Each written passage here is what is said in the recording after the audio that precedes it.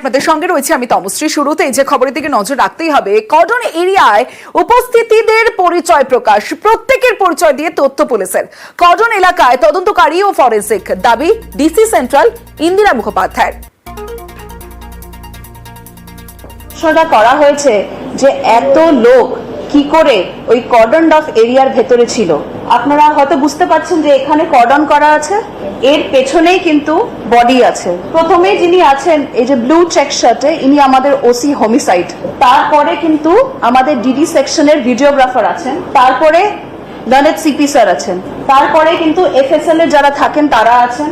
ইনি একদম কর্ডনের সামনে অ্যাডিশনাল সিপি 1 স্যার আছেন, আমাদের ওসি উইমেন গ্রিভ্যান্স সেল উনি এখানে আছেন, তালা থানার যিনি লেডি অফিসার উনি আছেন, তারপরে কিন্তু এফএসএল এর স্টাফ আছে। এখানে এটা আরেকটা ভিউ আর কি, আপনারা দেখতে পাচ্ছেন গলায় স্টেথোস্কোপ আছে। ইনি হচ্ছেন কি আমাদের উইটনেস ডক্টর, যিনি ইনকোয়েস্টের পরে এখান থেকে বেরিয়ে যাচ্ছেন। তারপরে আমাদের ফিঙ্গারপ্রিন্ট এক্সপার্ট, যেটা আমাদের ডিডি টিম আছে, আমাদের এসি ডিডিআই আছেন, ডিডি সেকশনের ভিডিওগ্রাফার আছেন, অ্যাডিশনাল সিপি 1 ছিলেন ওখানে আছেন, এবং এফএসএল এর স্টাফ আছে। যেখানে বডি ছিল সেখান থেকে 40 ফুট আমাদের মেইন কর্ডন যেটা ছিল সেখানে ছিল, এবং যেটা ডেড বডি যেখানে ছিল তার সামনে একটা কর্ডন, বিকজ এত কাজ হচ্ছে ওখানে আরেকটা কর্ডন ছিল। কর্ডনের ভেতরে এমন কেউ ছিল না যার ওইখানে উপস্থিত থাকা উচিত ছিল না। ফলে ইনভেস্টিগেশন প্রসেসের সাথে ট্যাম্পারিং করা, স্পেশালি এরকম কেসে, একদমই সম্ভব নয়। কর্ডন এরিয়া, সেই কর্ডন এরিয়ার ছবি প্রকাশ করে বিস্তারিত জানালেন ডিসি সেন্ট্রাল ইন্দিরা মুখোপাধ্যায়। সরাসরি চলে যাব, আমার সঙ্গে অর্পিতা হাজরা রয়েছে, আমার প্রতিনিধি। অর্পিতার সঙ্গে কথা বলবো। অর্পিতা, বারবার এই আরজি করের যে ঘটনা, তরুণী চিকিৎসককে ধর্ষণ করে খুনের ঘটনাতে তথ্য প্রমাণ লোপাটের অভিযোগ বারবার করা হচ্ছিল, আর সেই তথ্য প্রমাণ যে লোপাট হয়নি, তা যে অভিযোগ তা খারিজ করে দিলেন বলা চলে পুলিশ আধিকারিক।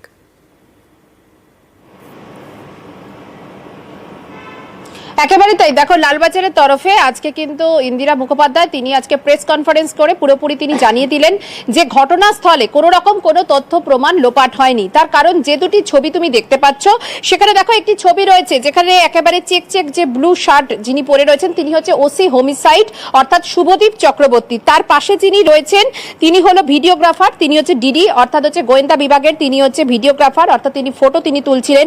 তার পাশে যিনি রয়েছেন তিনি হচ্ছে পুলিশ কমিশনার বিনীত গোয়েল, এবং তার পাশে রয়েছেন একজন এফএসএল অর্থাৎ ফরেন্সিকের একজন স্টাফ রয়েছেন। তার পাশে রয়েছেন অ্যাডিশনাল সিপি 1 অর্থাৎ মুরলীধর শর্মা, এবং তার পাশে যিনি রয়েছেন ওসি ডাব্লিউজি সেল অর্থাৎ ওমেন্স গ্রিভেন্স সেলের যিনি কিনা ওসি অর্থাৎ সোফিয়া, এবং তার পাশে রয়েছে একজন টালা থানার একজন মহিলা পুলিশ কর্মী, এবং তার পাশে রয়েছে এফএসএল এর স্টাফ অর্থাৎ ফরেন্সিকের একজন স্টাফ, এবং তার পাশেও একজন দেখো মাস্ক পরা একজন রয়েছে, তিনিও কিন্তু এফএসএল এর স্টাফ। দ্বিতীয় যে ছবিটা রয়েছে যেখানে একজন দেখা যাচ্ছে যে স্টেথোস্কোপ গলায় আছে এবং একজন মহিলা তিনি কিন্তু বেরোচ্ছেন, তিনি হচ্ছেন উইটনেস অর্থাৎ আমরা দেখতে পাচ্ছি যে কারা রয়েছেন, অর্থাৎ ডিসি সেন্ট্রাল ইন্দিরা মুখোপাধ্যায় যে তিনি জানালেন যে তার মানে কোনো বহিরাগত ছিলেন না, অর্থাৎ তথ্য প্রমাণ লোপাটের যে অভিযোগ, তাহলে এখানেই প্রশ্ন আসছে যদি তথ্য প্রমাণ লোপাট না হয় তাহলে সিবিআই তদন্তে কেন অগ্রগতি নেই?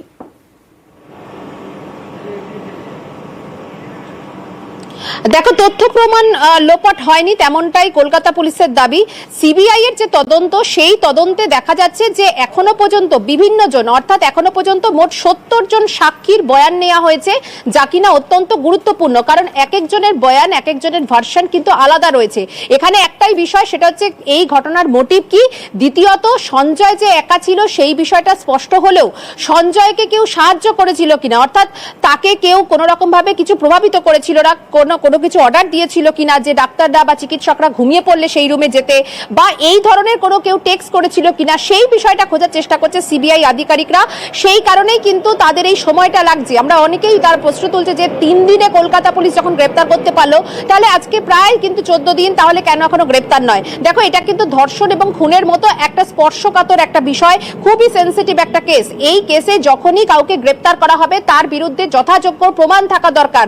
প্রমাণ না থাকলে কিন্তু এই ধরনের মামলাতে যে কোনো কাউকে গ্রেপ্তার করা যাবে না। এটা কোনো পিএমএলএ অ্যাক্ট বা মানি লন্ডারিং এর কোনো কেস নয়। ফলে এই জায়গা থেকে সিবিআই আধিকারিকরা সমস্ত দিক দ্বারা খতিয়ে দেখছে। এখনো অবধি এখনো পর্যন্ত সিজিও দপ্তরে এই যে যিনি কিনা নির্যাতিতা তার সমস্ত যে সহকর্মী, সেই সহকর্মীদের এখনো অবধি বয়ান নেওয়া হচ্ছে। এখন প্রায় রাত্রে 9টা বাজে, তারা সকাল থেকে, তারা দুপুর থেকে একাধিক অনেকে এসেছে।